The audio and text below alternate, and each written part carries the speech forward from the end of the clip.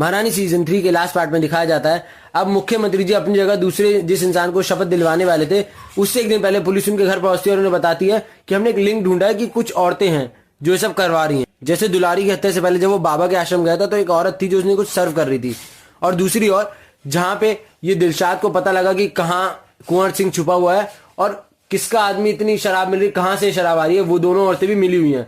और ये सब औरतें जो हैं ये पहले जेल में थी, किसके साथ? रानी भारती के साथ, और इन सब ने ये सब करवाया है। तो उसके बाद वो कहते हैं, और एक फोटो और होती है जिसमें वो देखते हैं जो कीर्ति सिंह को वो सीएम बनाने वाले थे वो उसकी मौसी है, तो वो समझ जाते हैं वो भी मिली हुई है। और जिस दिन शपथ ग्रहण करवानी होती है कीर्ति सिंह गायब हो जाती है और वो दिखाया जाता है कीर्ति सिंह तो रानी भारती की बहुत अच्छी सहेली है और बहुत एक दूसरे में मित्रता है, और अब उन्हें ना चाहते हुए भी बैठा जी को सीएम बनाना पड़ता है। उन बेवकूफ इंसान को सीएम बनाने के बाद अब वो उन्हें सीएम तो बना देते हैं, पर दूसरी ओर अब मिश्रा जी उनके पास एक ऑफर लेके पहुंचते तो वो कहते हैं कि रुको मैं उनको भी साथ ले लेता हूँ सीएम सर को, तो समझ जाता है ये हमारे झांसे में नहीं आएगा।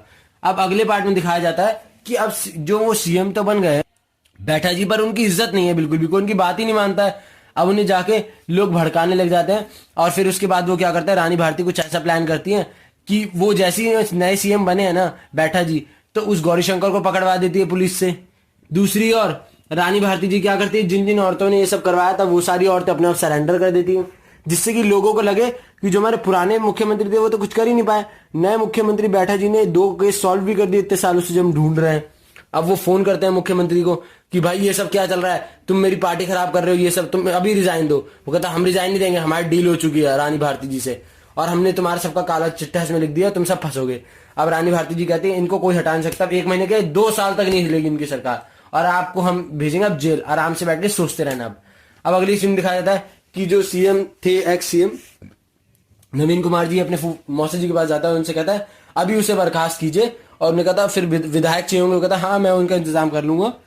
अब उनके मौसा जी एक रूल लागू कर देते जिससे कि सीएम कोई भी नहीं बनेगा, सारी पावर गवर्नर के पास आ जाएगी। अब अगले सीन में दिखाया जाएगा कि वो अरेस्ट हो जाते हैं बैठा जी और कीर्ति सिंह भी अरेस्ट हो जाती है, पर वो खुशी खुशी अरेस्ट होने को तैयार हो जाती है। और दूसरी ओर दिखाया जाता है कि अब रानी भारती जी गवर्नर के पास जाती है और उन्हें कहती है कुछ साल पहले मेरे पति ने आपके साथ एक डील की थी, फिर उसके बाद सीएम नवीन कुमार ने आपके साथ डील की थी, और अगर अब आपको अपनी कुर्सी बचानी है तो आपको भी मेरे साथ डील करनी पड़ेगी और मुझे सीएम बनाना पड़ेगा। उसके बाद वो उनको सीएम बनाने के लिए तैयार हो जाते हैं, वरना उनकी जान भी खतरे में है। जैसे सब मारे गए अब सीएम भी, ये गवर्नर भी मान जाएंगे। अब वापस से हमारी रानी भारती जी सीएम बन जाती है और वो जब जेल में भेज देती है बाकी सारों जो एक्स सीएम है नवीन कुमार वगैरह को, तो उनको हलवा खिलाने जाती है। तो वो कहते हैं तुम जीत ही नहीं पाई हमसे जंग, क्योंकि जिसने तुम्हारे पति को मरवाया गवर्नर साहब, उसकी तो मदद लेके तुम सीएम बनी हो। वो कहते हैं तो आप सबर रखिए, हर चीज का एक सही समय होता है। उसी के बाद थोड़ी देर बाद पुलिस वाले भागते आते हैं, रानी जी आपको जल्दी चलो। वो कहते हैं क्या हुआ, तो वो कुछ जवाब नहीं देते। तो वो लोग पूछते हैं जो ये सब जेल में आ चुके हैं नवीन कुमार वगैरह, तो बताते हैं कि गवर्नर साहब की पानी में डूब के मौत हो गई है।